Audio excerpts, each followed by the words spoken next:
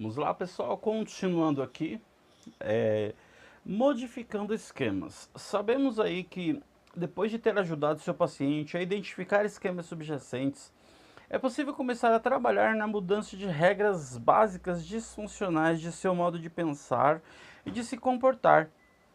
Quando estiver fazendo isso, é aconselhável lembrar que os esquemas geralmente estão profundamente arraigados e vêm sendo repetidos e reforçados há muitos anos. Portanto, é improvável que o paciente os mudem drasticamente apenas por terem tido insights ou que você possam ter dado esses insights para ele, mostrado através de descobertas guiadas, etc. Para modificar esses princípios operacionais, os pacientes normalmente precisam passar por um processo concentrado de exames das crenças, geração de alternativas plausíveis e ensaio em situações reais dos esquemas, sendo revisado aí totalmente naquela tabela que eu falei do exercício 8.3 lá atrás, certo? E falando aqui do questionamento socrático, um bom questionamento socrático geralmente ajuda os pacientes a enxergarem inconsistências em suas crenças nucleares, né? Então, assim, desenvolver uma formulação para mostrar sua linha de questionamento, utilizar perguntas para ajudar o paciente a identificar as contradições de seu modo de pensar. Aqui tem várias questões em relação a isso, né?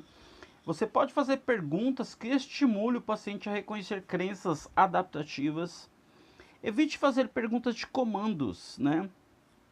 Lembre-se de que perguntas que ativam emoções podem aumentar o aprendizado em relação ao seu cliente aí, certo?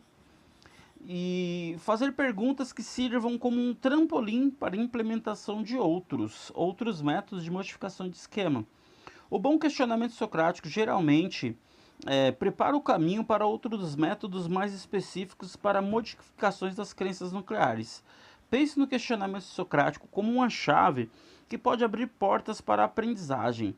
Após fazer um questionamento socrático eficaz, esteja preparado para implementar outros métodos, como exame das evidências e geração das crenças alternativas, ou uso do quantum cognitivo, todos descritos a seguir. Nós iremos falar sobre eles, pessoal. Primeiramente, vamos falar dos exames das evidências. Sim, aqui existe mais uma tabela. Primeiro falando, né, em relação ao exame das evidências. A gente vai seguir aí essa tabela passo a passo.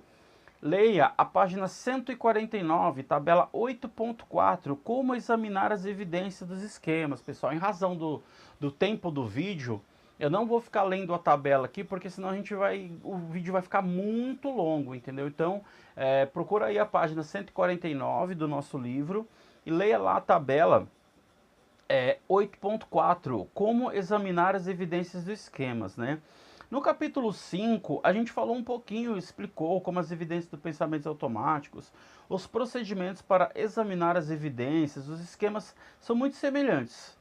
Contudo, por serem crenças nucleares desadaptativas, arraigadas há muito tempo e geralmente reforçadas por resultados negativos, críticas, relacionamentos disfuncionais ou traumas reais, o paciente pode ser capaz de gerar muitas evidências de que a crença é verdadeira.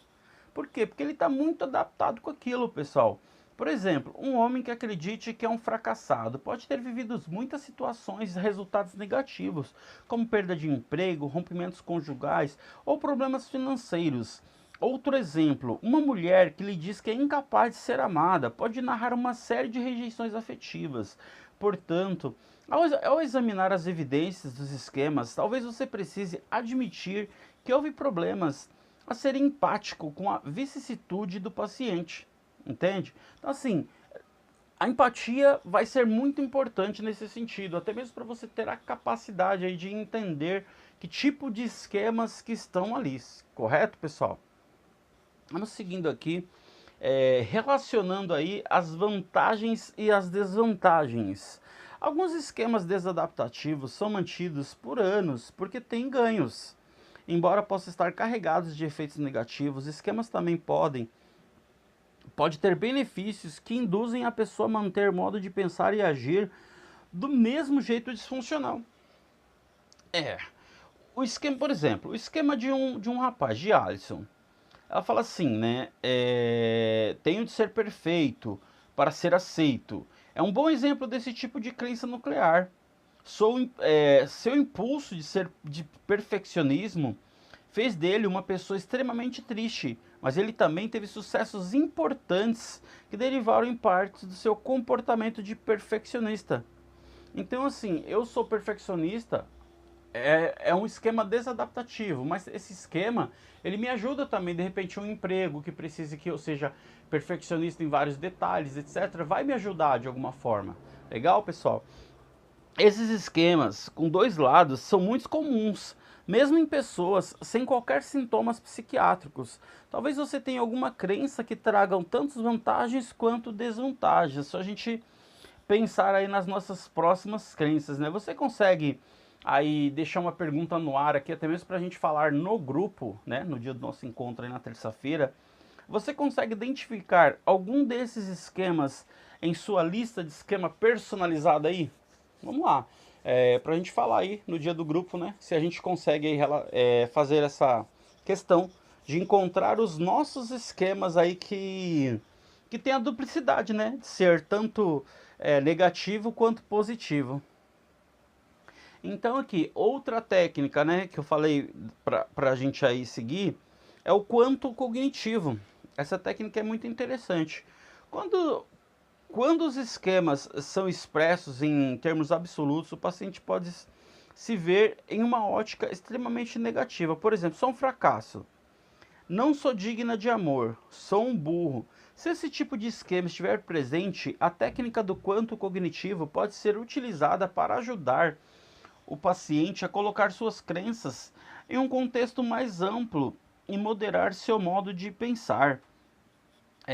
Quando a gente fala do quanto cognitivo, eu vou utilizar aqui, agora sim, como forma de ilustrar isso, um dos casos aqui, né, para a gente pensar aí a questão do quanto cognitivo. Como que isso funciona? Vamos falar aí do caso, o caso clínico do Jake.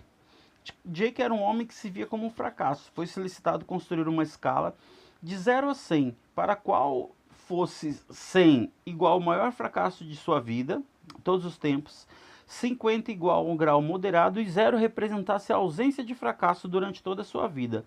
Quando foi convidado pela primeira vez a classificar, Jake colocou uma marca de cerca de 95% nessa escala. Pelo menos não se classificou como o maior fracasso de todos os tempos, mas provavelmente ele ainda estava exagerando o grau de suas crenças e decepções na vida. O terapeuta vai formular algumas perguntas para Jake e para ele entender. O terapeuta diz: você se classificou como 95 na escala do fracasso. Você consegue pensar em algum exemplo de pessoas que foram fracassadas, incríveis, pessoas que estragaram totalmente suas vidas de todas as maneiras imagináveis? Essas pessoas foram um fracasso total em tudo que fizeram durante toda a vida. Bem, é difícil pensar em alguém que tenha sido um fracasso total em tudo que faz. E o terapeuta pergunta de novo: deve haver algum exemplo de fracassos realmente colossais, pessoas que ninguém vê algum valor. Jake, talvez uma pessoa que nunca tenha terminado nem mesmo o primeiro ano primário, que não fosse confiável para fazer as coisas do jeito certo, que mentisse o tempo todo, que se desperdiçasse a vida usando drogas e bebendo, perdesse a guarda dos filhos, pode ser agressivo com eles e com a mãe. Nem mesmo sua mãe poderia aguentá-lo. Parasse de falar com ele com idade de 12 anos. Jake riu um pouco a descrever essa pessoa hipotética. E o terapeuta: agora você está achando graça. Pode existir alguém pior que isso? Sim, imagino que uma pessoa que fez coisas ruins de propósito e acaba sendo um fracasso. Li sobre algum desses executivos gananciosos que enganaram suas empresas, gastaram dinheiro feito loucos e acabaram sendo pegos. Eles merecem ir para a cadeia. E o terapeuta: aposto com você que você consegue pensar mais alguns exemplos de pessoas que podem estar lá em cima na escala de fracasso. Mas vamos dar uma olhada na outra ponta da escala. Você consegue pensar em alguém que nunca teve um fracasso? Alguém que... E aí, pessoal, só para a gente seguir aqui, para a gente continuar no capítulo, você vai fazendo perguntas para mostrar para a pessoa que, assim, quando você traz exemplos de pessoas que fracassaram, pessoas que se deram bem, você vai ver que existe, sim, a probabilidade daquela pessoa ir reduzindo esse número, entendeu? Ir reduzindo esse número em relação a isso. Essa técnica a gente chama de quanto cognitivo, legal? Os métodos para modificar as crenças nucleares, como o questionamento socrático, o exame das evidências, a lista das vantagens e desvantagens que estão escritas neste capítulo, geralmente estimulam o paciente a considerar esquemas altamente alternativos, na verdade. Você vai utilizar alguns esquemas que são adaptativos, vamos dizer assim, são adaptativos. E o ensaio cognitivo. O ensaio cognitivo, quando a gente fala do ensaio cognitivo, a gente está falando do que, pessoal? As três palavras mais importantes para prever o sucesso da mudança de esquema são prática, prática e prática. Como sabemos, né? O insight apenas raramente é o suficiente para reverter uma crença nuclear arraigada. Será preciso elaborar estratégias para ajudar seus pacientes a testarem esquemas, revisando e praticar a nova crença que foi explicada e que está sendo psicoeducada em relação a esse paciente, legal? Quando a gente vai aí para falar da tabela 8.5, né? Mais uma vez, a gente vai observar que nessa tabela aí 8.5 a gente vai encontrar dicas para praticar novos esquemas. Aí eu peço mais uma vez que vocês revisem essa tabela, está na página 155. Praticar novos esquemas, ensinar o paciente a praticar novos esquemas de uma forma em que possa ser internalizado isso daí, legal? E a TCC direcionada para o crescimento. Embora os objetivos da modificação de esquemas concentrem-se mais comumente no alívio dos sintomas e na prevenção da recaída, a terapia também pode ser direcionada para outro plano, trabalho com significado pessoal e crescimento. O processo de construção de esquemas voltado para o crescimento às vezes pode envolver a exploração de um novo terreno. Contudo, quando as pessoas continuam a terapia para além do estágio de alívio dos sintomas e trabalham para a conquista dos objetivos existenciais, o resultado pode ser muito gratificante, tanto para o paciente quanto para o seu terapeuta. Porque claramente aí que o terapeuta vai ver o paciente saindo bem, saindo legal ali, vai ser gratificante para ele também, né, pessoal? Claro, né? A gente sabe que nós como terapeutas aí, a gente se sente muito bem quando a gente vê o paciente saindo aí realizado, né, da terapia, e a gente acaba dando alta, isso é muito bacana. E para a gente finalizar aqui, pessoal, nesse capítulo aí a gente foi possível trabalhar mudanças de crenças nucleares pode ser uma tarefa desafiadora. Como esquemas são regras básicas para o modo de pensar, profundamente arraigados, o terapeuta pode precisar engenhosidade e persistência para trazê-los à sua superfície. Alguns dos métodos mais comumente usados para descobrir crenças nucleares são questionamento socrático, identificação de pensamentos em padrões de pensamentos automáticos e a técnica da seta descendente.